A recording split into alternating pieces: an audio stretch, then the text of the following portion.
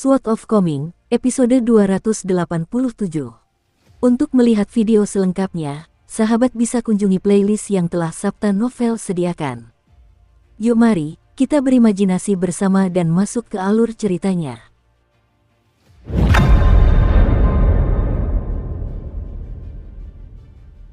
Lu Tai terjatuh terduduk. Untungnya, dia tidak menjatuhkan bakpao yang ada di tangannya. Setelah menendangnya tanpa alasan, Chen Ping'an ternyata masih tersenyum. Dia mengaku takut mati, jadi mengapa dia sama sekali tidak takut mati ketika kematian itu menghampirinya, yang terhormat Lu? Apakah Chen Ping'an benar-benar berpikir bahwa ujung jarum dan duri gandum sama tidak bergunanya dengan kotak-kotak riasnya yang terbengkalai? Lu Tai tiba-tiba merasa sedikit murung. Ini karena dia baru ingat bahwa Chen Ping'an sama sekali tidak menyadari keberadaan dua pedang terbang terikat miliknya. Lu Tai berdiri dan melahap bakpao daging itu dengan ganas. Setelah menghabiskannya, dia memperingatkan, pukulan di dalam paus penelan harta karun dan tendangan tadi, sudah 2 kali. Kesalahan yang sama tidak bisa terulang 3 kali, jawab Chen Ping'an sambil tersenyum. Jika kau berani mengulangi kesalahan yang sama 3 kali, maka aku akan menghajarmu sampai mati atau aku akan kembali mengenakan pakaian wanita dan membuatmu jijik sampai mati. Kata Lu Tai dengan suara yang menusuk. Chen Ping'an segera mengangkat kedua tangannya dan menyatukan kedua tangannya, berpura-pura membuat sumpah kepada langit. Namun, yang dia katakan sebenarnya adalah, jika ini terjadi untuk ketiga kalinya, maka pilihlah opsi pertama dan pukul aku sampai mati. Lu Tai tiba-tiba tersenyum. Melihat bahwa Lu Tai tidak berniat membahas masalah ini lebih lanjut, Chen Ping'an mendongak dan menatap sebuah gunung tinggi dan megah di kejauhan. Hamparan awan menghalangi pandangannya mulai dari pinggang gunung. Hal ini mencegah orang untuk melihat pemandangan di puncak gunung. Konon, hanya ada beberapa kali dalam setahun ketika orang dapat menyaksikan penampakan gunung secara utuh. Pada saat-saat tersebut, orang dapat melihat hamparan luas kuil, aula, dan pagoda yang berada di puncak gunung yang megah itu. Terdapat uraian tentang sekte penulisan planchet dalam kronik gunung dan laut, di mana terdapat 2 poin yang meninggalkan kesan mendalam pada Chen Ping'an. Sama seperti kediaman guru surgawi di Gunung Longhu, sekte penulisan planchet tidak termasuk dalam salah satu dari 3 cabang Taoisme. Sekte ini mengkhususkan diri dalam, para abadi mengajukan pertanyaan, para abadi sejati memberikan pengetahuan. Sederhananya, sekte penulisan planchet mirip dengan kuil angin salju dan gunung bela diri sejati di benua botol berharga timur dalam hal murid dapat memanggil kekuatan yang lebih tinggi untuk membantu mereka. Satu-satunya perbedaan adalah apakah seseorang memanggil dewa atau makhluk abadi sejati. Selain itu, sekte penulis planchet membangkitkan banyak roh dan hantu di wilayahnya. Sekte ini tak tertandingi di benua daun payung, dan terdapat jalan pemanggil langit di kaki gunung yang berisi berbagai macam hal aneh dan ganjil. Chen Ping'an selalu sangat tertarik pada roh-roh kecil yang lincah dan menggemaskan itu. Karena itu, ia berencana untuk memperluas wawasannya di sekte penulis planchet. Jika ini terjadi di masa lalu, ia hanya akan memikirkannya tanpa bertindak. Namun sekarang, ia benar-benar bersedia untuk mewujudkan keinginannya. Selain itu, dengan membawa pedang, ki abadi, di punggungnya, akan ada gumpalan ki pedang yang sedikit bergetar setiap kali Chen Ping'an melakukan perjalanan ke utara. Ini akan mengguncang jiwa Chen Ping'an. Namun, ki pedang akan tetap tenang jika Chen Ping'an melakukan perjalanan ke selatan. Hal ini membuat Chen Ping'an menghela napas lega. Bagaimanapun, perjalanan ke utara setidaknya akan membawanya semakin dekat ke benua botol berharga timur. Lu Tai mengangkat kedua tangannya sebagai tanda setuju atas keinginan Chen Ping'an untuk mengunjungi jalan panggilan langit. Ia berkomentar bahwa pernak-pernik kecil di sana tidak hanya berharga dan langka, tetapi harganya juga sangat wajar. Ini adalah tempat yang wajib dikunjungi oleh para penyempurna ki ketika mereka melakukan perjalanan ke benua daun payung. Berjalan menuju gunung yang jauh bisa membuat seseorang kelelahan hingga mati. Gunung yang megah itu tampak cukup dekat, namun sebenarnya jarak yang harus ditempuh sangat jauh jika seseorang ingin berjalan kaki menuju gunung tersebut. Namun, Chen Ping'an bukan lagi seorang amatir yang baru saja memasuki dunia kultivasi. Sesekali ia melirik gunung menjulang yang diselimuti awan dan kabut saat berjalan maju, dan sangat menyadari betapa kuatnya sekte penulisan planchet. Jika ditempatkan di benua botol berharga timur, kekuatannya hanya akan sedikit lebih lemah daripada Sekte Dekrit Ilahi. Terletak di wilayah tengah benua Daun Payung, Sekte Penulis Planchet adalah kekuatan setingkat sekte, yang menandakan bahwa sekte ini memiliki setidaknya satu kultivator di tingkat giok tak terpoles. Terlebih lagi, dibandingkan dengan benua botol harta karun timur yang terkecil, kekuatan abadi di benua Daun Payung memiliki pengaruh yang lebih besar dan fondasi yang lebih kuat. Di sebelah selatan dan utara, terdapat pula Sekte Daun Payung dan Sekte Tablet Giok, yang masing-masing menduduki kedua ujung benua. Seolah-olah mereka masing-masing memiliki setengah dari kekayaan benua Daun Payung. Dengan demikian, sekte-sekte yang masih mampu naik ke puncak dan membuat nama untuk diri mereka sendiri di benua Daun Payung seringkali merupakan kekuatan besar yang telah meninggalkan jejak darah dan kehancuran di belakang mereka. Karena bosan dan tidak ada yang lebih baik untuk dilakukan, Lu Tai mulai menceritakan kepada Chen Ping'an tentang perbedaan antara budaya dan adat istiadat benua Daun Payung dan benua botol harta karun timur. Benua botol harta karun timur adalah tempat kecil, jadi jika bukan karena Qi Zhen dari Sekte Dekrit Ilahi yang naik ke tingkat ke-12, tingkat abadi, dan dianugerahi gelar penguasa langit oleh sekte superior mereka di benua ilahi bumi tengah, tidak akan ada satupun kultivator tingkat abadi di benua botol harta karun timur, setidaknya tidak secara kasat mata. Beberapa waktu lalu, Chen Ping'an melihat hadiah buronan untuk Song Changjing dari Kekaisaran Li Agung di dinding ruang pedang Taois Gunung Stalaktit. Alasan yang diberikan adalah karena benua botol harta karun timur tidak layak memiliki seorang seniman bela diri tingkat 11. Sebenarnya, alasan ini lucu sekaligus tidak lucu.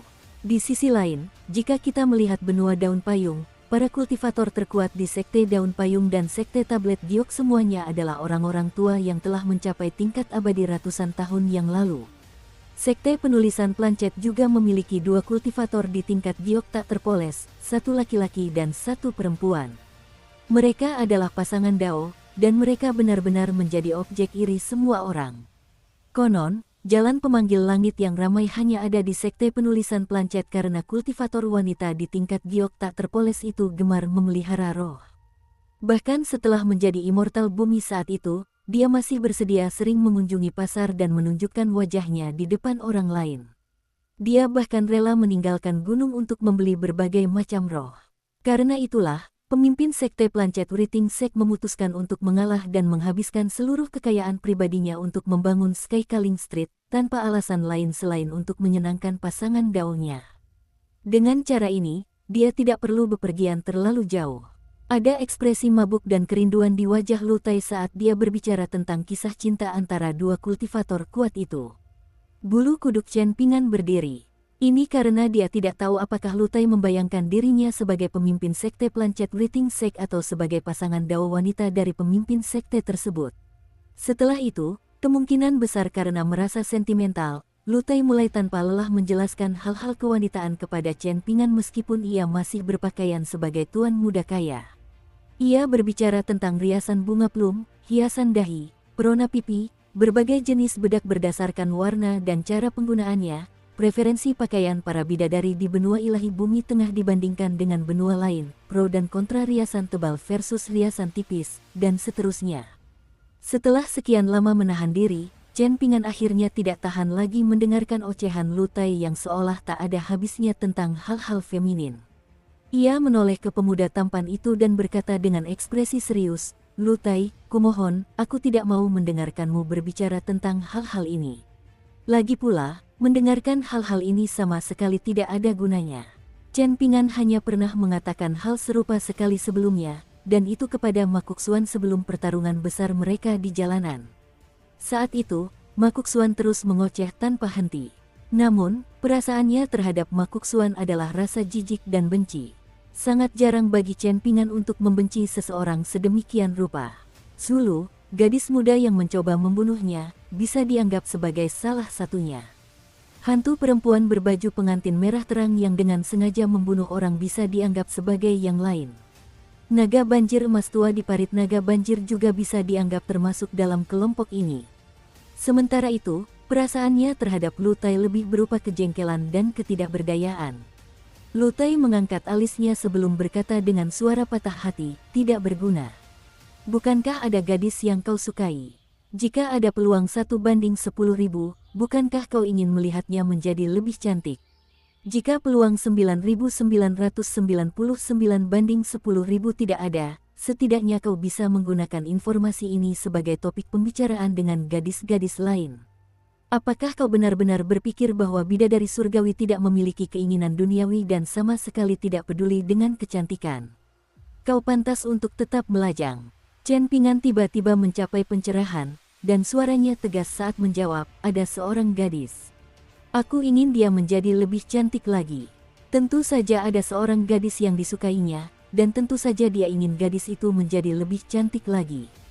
Tidak, Ning Yao sudah yang tercantik. Lu Tai menggelengkan kepalanya melihat ini. Anak bodoh, kurasa kau tidak akan mampu mempertahankan hubunganmu meskipun kau memilikinya. Setelah mengatakan itu, Lu Tai masih enggan untuk mengakhiri masalah ini.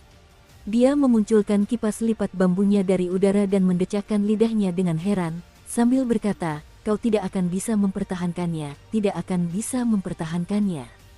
Chen Ping'an tertawa dingin sebagai balasan. Melihat tanda-tanda Chen Ping'an hendak kembali menggunakan kekerasan fisik, Lu Tai melirik anak muda itu dan memperingatkan, jangan berani-berani menggunakan kekerasan fisik, oke? Kau membaca buku setiap hari, jadi meskipun kau bukan sarjana bangsawan, kau setidaknya setengah sarjana. Sudah sejauh mana kita berjalan? Bukankah kau bilang tidak akan mengulangi kesalahan yang sama 3 kali? Stasiun feri tempat mereka tiba juga merupakan bagian dari wilayah sekte penulis planchet. Saat mereka berjalan menuju gunung tempat struktur utama sekte itu berada, mereka menemukan banyak pemandangan menarik dan aneh di sepanjang jalan. Dukung terus channel YouTube Sabta Novel. Ada sekitar selusin orang yang menunggangi ular piton ungu besar yang melata secepat angin dan kilat. Namun, para penumpangnya tetap dapat menikmati perjalanan yang mulus dan stabil. Sementara itu, semburan cahaya yang dipenuhi energi pedang terus melesat di atas kepala mereka, datang dan pergi dalam sekejap. Setelah melakukan perjalanan ke kota naga tua dan gunung stalaktit, Chen Ping'an sudah tidak lagi terkejut dengan pemandangan luar biasa ini. Lu Tai menjelaskan bahwa benua daun payung sangat berbeda dari benua botol harta karun timur, yang memiliki kekuatan-kekuatan kecil yang tak terhitung jumlahnya. Tidak banyak kekuatan di pegunungan di sini, namun sebagian besar yang ada adalah raksasa yang sangat kuat. Di benua ini, seseorang tidak bisa menyebut dirinya Raja Gunung hanya dengan menancapkan bendera compang camping di puncaknya. Seseorang tidak boleh meremehkan kekuatan kultivasi dan kerajaan fana di benua daun payung. Tentu saja, tidak ada yang mutlak. Benua daun payung memang terlalu luas, jadi pasti ada juga kekuatan abadi yang kecil dan lemah. Lagi pula, daratan mana yang tidak memiliki sarang tikus? Di benua botol berharga timur yang terletak di selatan Akademi Lakeview, hampir setiap kerajaan dan negara dipenuhi dengan sejumlah besar pasukan abadi. Namun, hal ini jelas tidak terjadi di benua daun payung. Mereka berdua berjalan berdampingan di satu sisi jalan yang lebar. Bahkan, mereka sangat menarik perhatian, sehingga banyak wanita yang lewat dengan kereta kuda akan memandang mereka dengan ekspresi penasaran, terlepas dari apakah mereka dewa atau manusia kaya. Ada sedikit kekaguman di wajah mereka, dan ini sebagian besar berkat Lu Tai yang anggun. Aura keabadian dan penampilannya yang seperti kutu buku benar-benar sangat langka dan luar biasa. Sementara itu, Chen Ping'an seperti daun biasa yang menonjolkan keindahan bunga yang mekar. Lu Tai tak kuasa menahan napas dan berkata, tak perlu banyak bicara tentang benua pusaran selatan. Benua ini sangat kuat, budaya keilmuannya berkembang pesat, dan juga memiliki kultivator yang tak terhitung jumlahnya. Terutama karena mereka memiliki cencunan dari klan Chen Konfusianisme murni yang menjaga benua tersebut. Benua daun payung tempat kita berada sekarang lebih menyukai kedamaian dan ketenangan. Ia seperti seorang wanita berbudi luhur yang menjauhkan diri dari urusan duniawi. Pada saat yang sama, benua ini memiliki keunggulan geografis dalam arti sangat sulit dijangkau. Hanya sedikit kapal antar benua yang datang dan pergi dari benua ini. Karena itu, benua daun payung cenderung tahan terhadap pengaruh luar. Bahkan, benua daun payung dapat dianggap sebagai surga yang sangat besar yang jauh dari dunia. Sebagai perbandingan, benua kenaikan melingkar di barat daya jauh lebih ramai. Tidak ada garis yang jelas antara pegunungan dan dunia kultivasi biasa, dan orang-orang saling bertarung dan membunuh sepanjang waktu. Bahkan para pemurniki memiliki aura kuat yang biasanya unik bagi mereka yang berada di dunia kultivasi. Lu Tai, berapa tingkat kultivasimu? Bisakah kau mengatakannya? Chen Ping'an tiba-tiba bertanya dengan suara pelan. Lu Tai mengayunkan kipas lipatnya perlahan, membuat rambutnya tertiup angin sambil menjawab dengan senyum tipis, keturunan klan Lu tidak terlalu peduli dengan tingkat kultivasi mereka.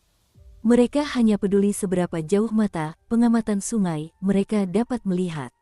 Chen Ping'an mengangguk dan berkata, kalau begitu, itu tidak terlalu tinggi.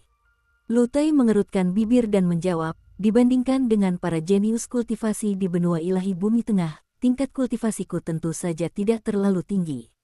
Namun, dibandingkan denganmu, itu sudah lebih dari cukup tinggi. Chen Ping'an tersenyum dan mengungkapkan, aku kenal seseorang yang sedikit lebih tua dariku, dan dia adalah seniman bela diri tingkat 7. Di kampung halamanku, aku bertemu dengan seorang kultivator pedang dari benua pusaran selatan yang tampak seperti rubah.